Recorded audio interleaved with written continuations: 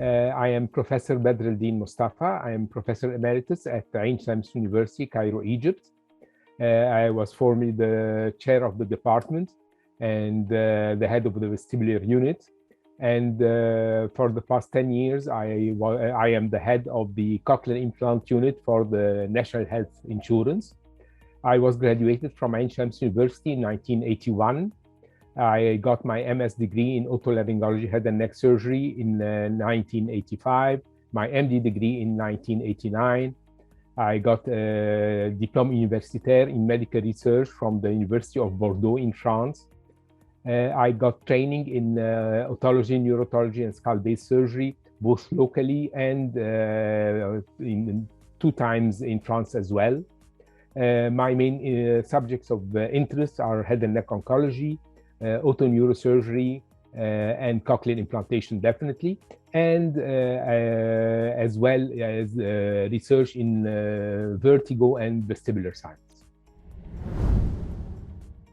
Cochlear implants started a long time ago in the United States and in Australia, and it was first indicated in postlingual adults. Those are adults who have already acquired language and lost hearing along their life, because these were easier to monitor and to check. However, over time, the indications started to vary, and the vast majority of implantees nowadays are deaf-born children. And at first, we started to implant kids at the age of 4, and then we set the minimum age at 2. And now there are many centers who are setting the age at between 9 and 12 months of age as well. Those are kids who are born deaf with profound hearing loss, which is beyond the reach of hearing aids, and they cannot be rehabilitated otherwise. So we discovered these kids through the national hearing screening programs, which are present in many countries. But unfortunately, in some communities, this is not always available. And we are usually campaigning with the parents, with the primary healthcare providers, and with pediatricians to spot these kids as early as possible. Because the earlier we spot these kids, the earlier they are implanted, the easier is their rehabilitation and their development of near normal language, because our main aim is to put them through normal educational pathways, not in special needs. And this has a huge impact on their educational pathway, on the economic aspects for their parents and for the community at large, because eventually they become active, productive members, nearly normal members of the society. So in kids, the main indications are bilateral, profound sensorineural hearing loss, and there are lots of tests which can be undertaken to detect these kids. Even if we do not detect them at birth or early on in life, most of the time the parents become concerned that their kid, which is 2 or 3 years old, is not speaking normally and is not responding to sounds. And this is the good time, the second best time to detect these kids. But by all means, we have to implant them before the age of 5, because after that, it is very difficult for them to acquire language. And even if they undergo a successful implantation, they do not acquire language.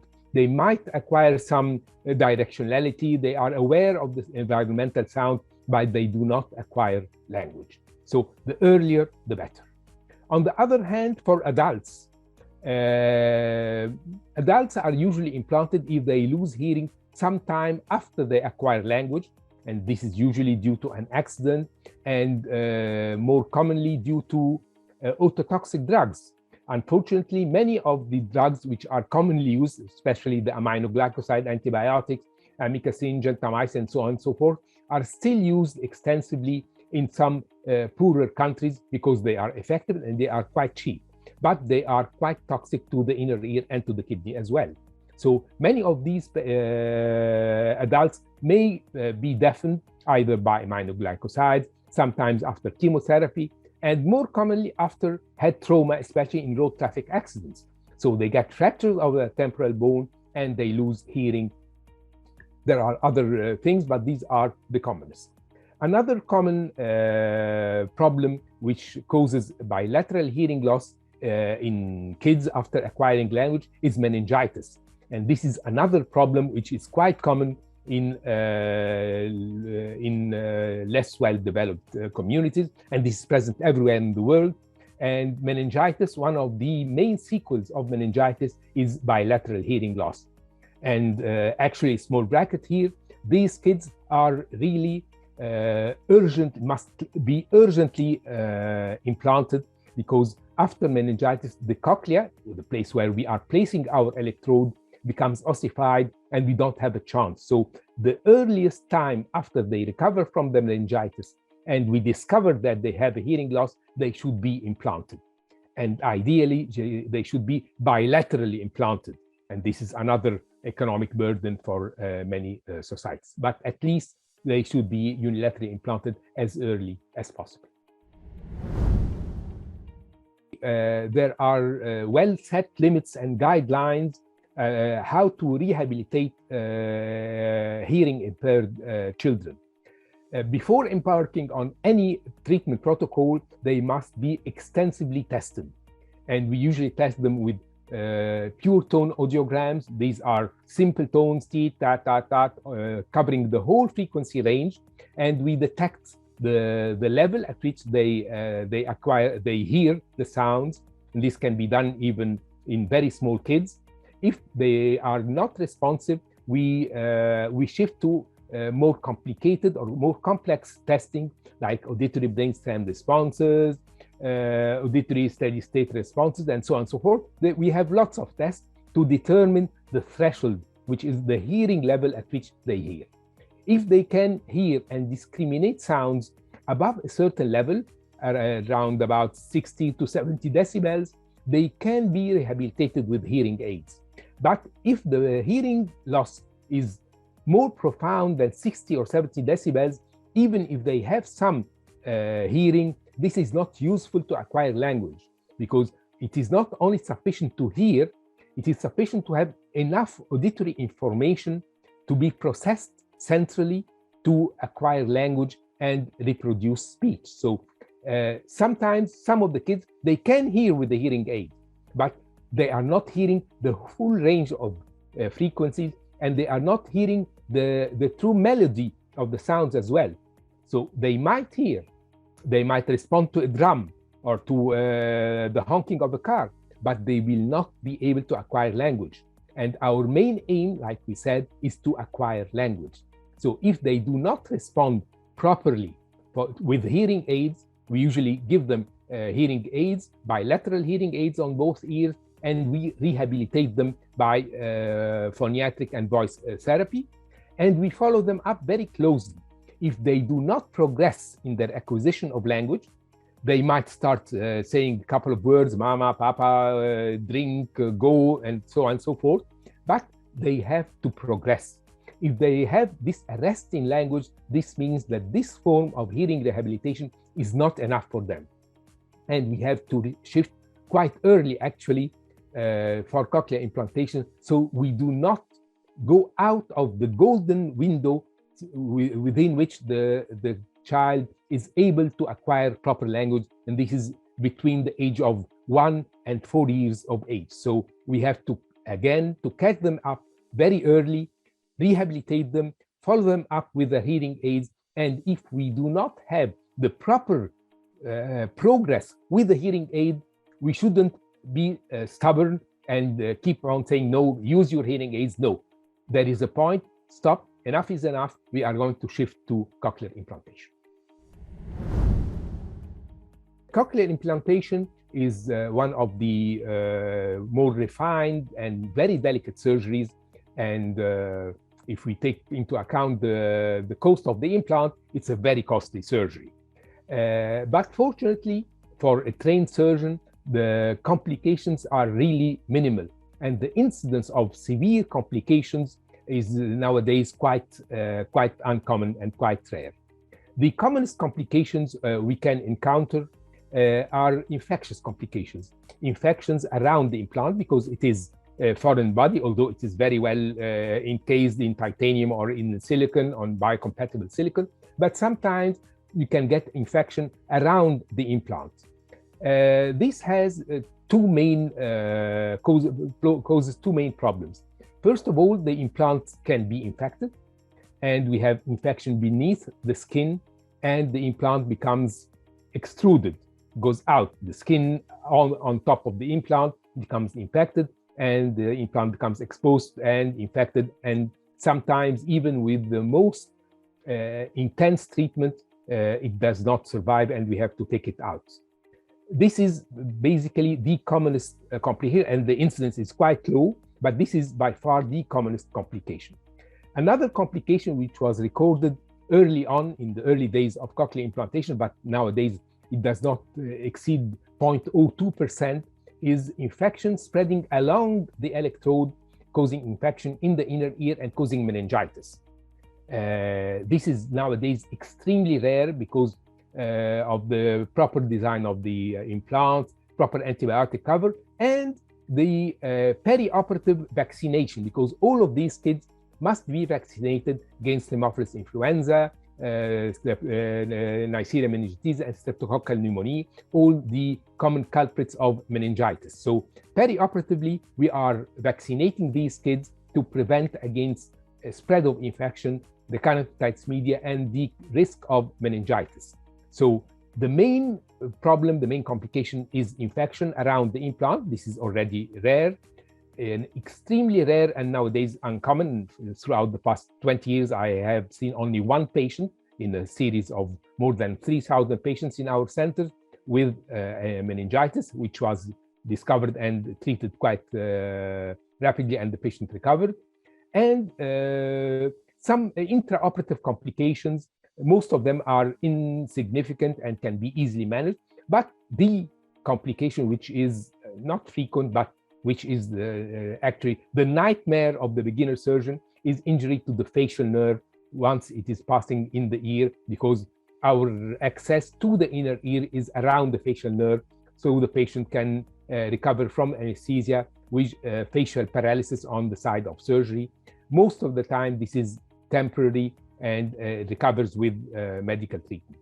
But basically, although it is very fine, very delicate surgery, the incidence of complications, fortunately enough, is quite low, and there are no major complications.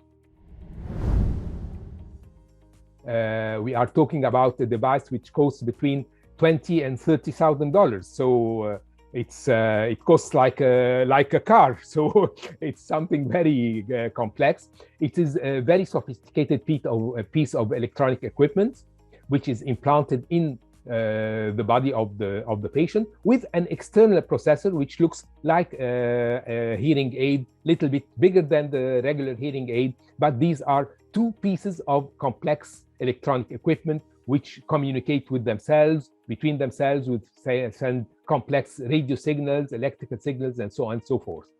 So sometimes the device fails because of problems with the manufacturer. Sometimes over time, some of the devices will fail, and we get a loss of signal, loss of communication between the external device or the internal device.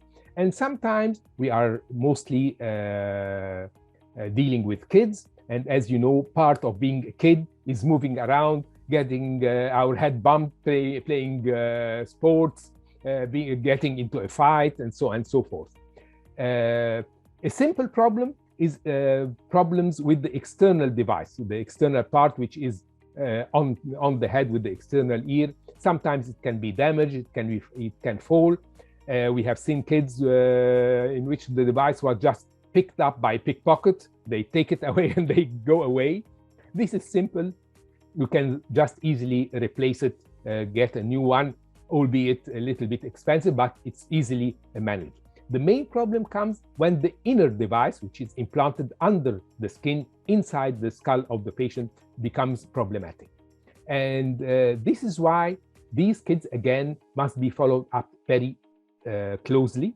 We usually monitor them with the help of our audiologists and with the medical engineers to check the performance of the internal device, because actually we have no indicator if the kid is responding as we wish he or she were responding or not.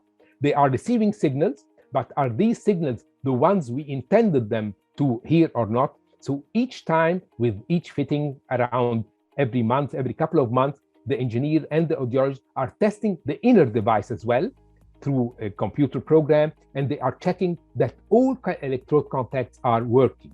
Sometimes with a minor trauma to the head, the device can be broken, the cables can be broken, and the device stops working. This is a very critical situation, because this means that the kid is back to square one. He or she are not receiving any auditory stimulus. And these we have to decide very rapidly what we are going to do with this device. Sometimes the failure is partial. For instance, in some brands, you have 22 electrode contacts, 12 electrode contacts, whatever the number of electrode contacts. Some of these fail, but the others are still working.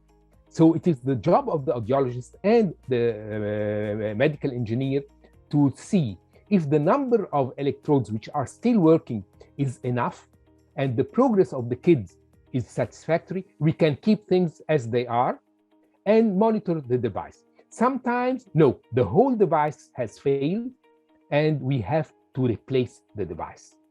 And here, actually, in resource-limited communities, this is a big issue, because to get a new device needs lots of paperwork, and so on and so forth, and lots of waste of time. And this terms means that the kid is, like we say, off air, again, back to square one. And the longer they stay off air, the longer they stay without help of the device, this means that their language will come again back, and we'll have a regression of what we have gained throughout. So we have to detect very early, and this depends a lot on the parents. And here in cochlear implantation programs, the crucial personalities in the whole program are the parents, actually, because they are the ones to detect the kid, they are the ones to follow the progress, and they are the ones who can tell us, no, we have a problem. The kid was responding, now they are not responding. So please check what is happening. So, and part of the pre-operative counseling makes a lot of effort and a weight on the parents, so we are sure what are they expecting and what we are expecting from them. So when the device fails, we have to check it to see if what is remaining is satisfactory. If not, it has to be replaced as early and as urgently as possible, so we do not lose what we have gained.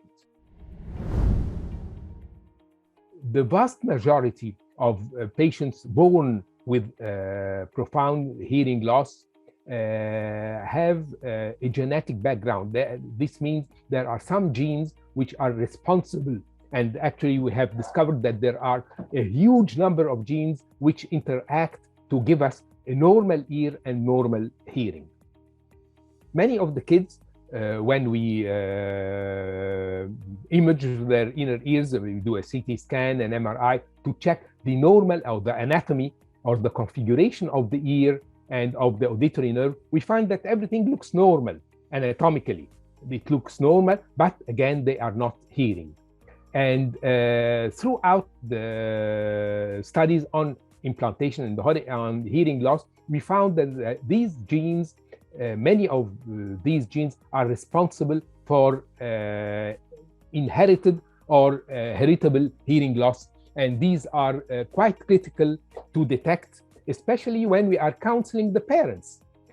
For instance, they got their first kid with bilateral profound hearing loss without any apparent reason. Pregnancy was okay, labor was okay, post-labor, the kid wasn't in a high-risk group, they didn't receive antibiotics, they were not admitted to the NICU, so there must be another problem.